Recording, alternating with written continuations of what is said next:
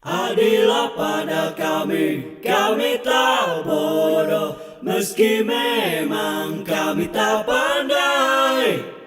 Tapi kami berjanji akan tetap mengkritik sesuai isi hati.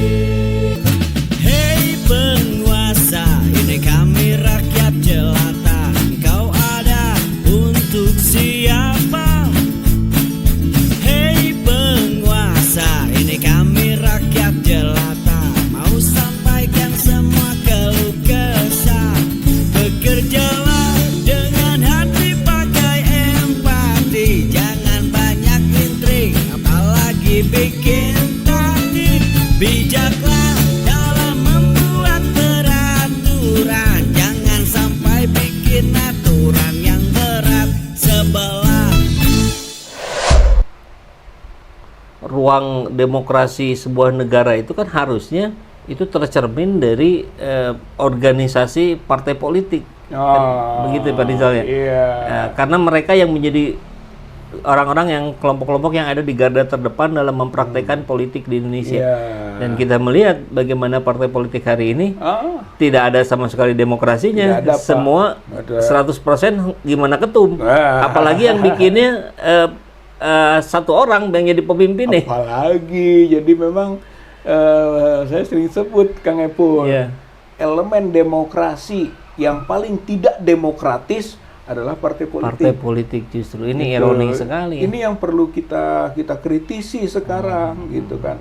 Apalagi mau nanti misalnya gayanya Prabowo ingin menyatukan, mengomando semua partai politik dengan akhirnya pembengkakan kementerian, itu kan jadi 40, 42 gitu kan, yang diamini dan dilegalisir oleh Yusril,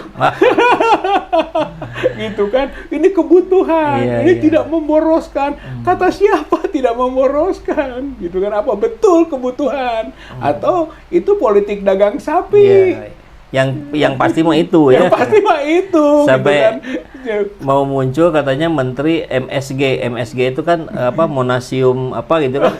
Micin ya. Iya, itu micin. MSG, Menteri Makan Siang Gratis gitu ya. Itu kan menurut saya aneh, Pak, gitu. Masa ada menteri khusus makan siang gratis. Makan siang gratis kok jadi prioritas program. Apa orang jadi kehilangan kemiskinan dengan makan siang gratis? Enggak, ini tuh sebetulnya budaya konsumtif.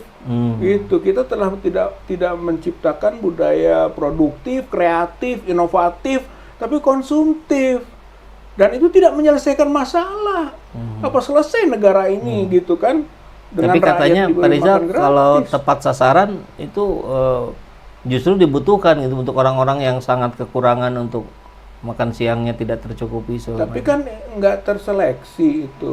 Itu kan tadinya mau anak sekolah, anak didik, gitu kan, secara umum, gitu kan. Kalau bisa memilih mah yang perlu siapa, yang tidak perlu siapa, gitu kan. Akan tidak timbul kecemburuan sosial di masyarakat yang seperti ini, gitu kan. Saya kebagian, itu enggak. Kalau begitu ini faktornya, akan Pak. jadi bibit konflik baru di masyarakat. Konflik baru, belum nanti penyalurannya, gitu kan. Kemudian juga keterlambatan ini itu. Sementara ini programnya, kalau saya masih bisa mengatakan ini bukan tidak penting ya, tapi tidak prioritas. Gitu. Bahkan boleh tanda kutip ecek-ecek, Pak. Iya. Masa program nasional seperti ini, gitu. Baik. Selanjutnya Pak Rizal juga menyampaikan profil Prabowo yang lain tuh. Tadi pertama otokrat, kemudian apa lagi, Pak? Ada egois. Egois itu konteksnya waktu siap untuk menjadi menterinya Jokowi. Itu kepentingan siapa? Kan gitu, Pak. Atau pendukung itu waktu itu tidak merasa bermakna dengan itu.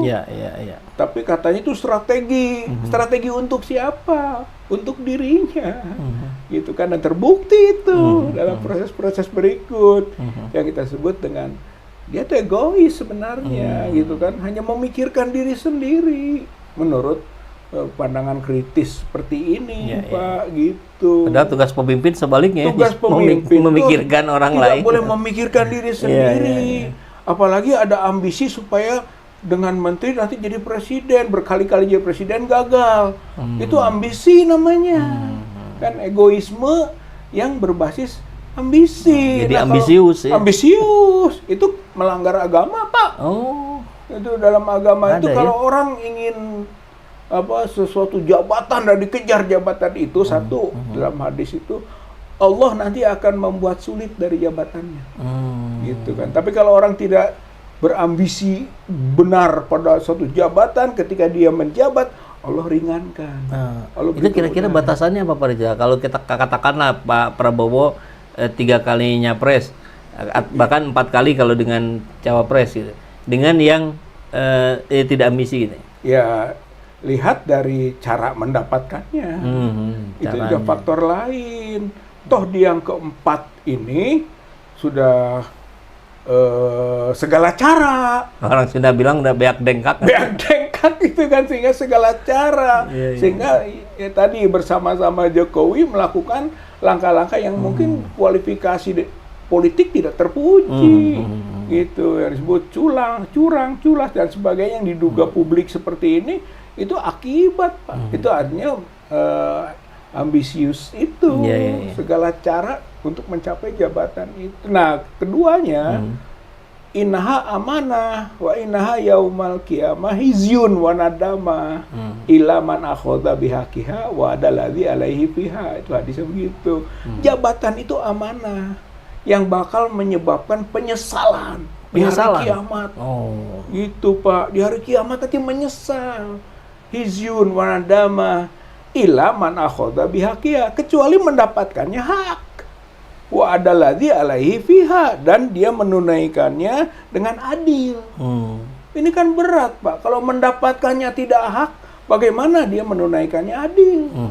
Gitu. Saya kira itu satu hal yang menjadi catatan penting bagi orang-orang yang terus mengejar-ngejar jabatan, apalagi terus-menerus, akhirnya menghalalkan segala cara juga. Itu Allah akan hinakan dan dia nanti akan menyesal, bukan sekarang, Pak.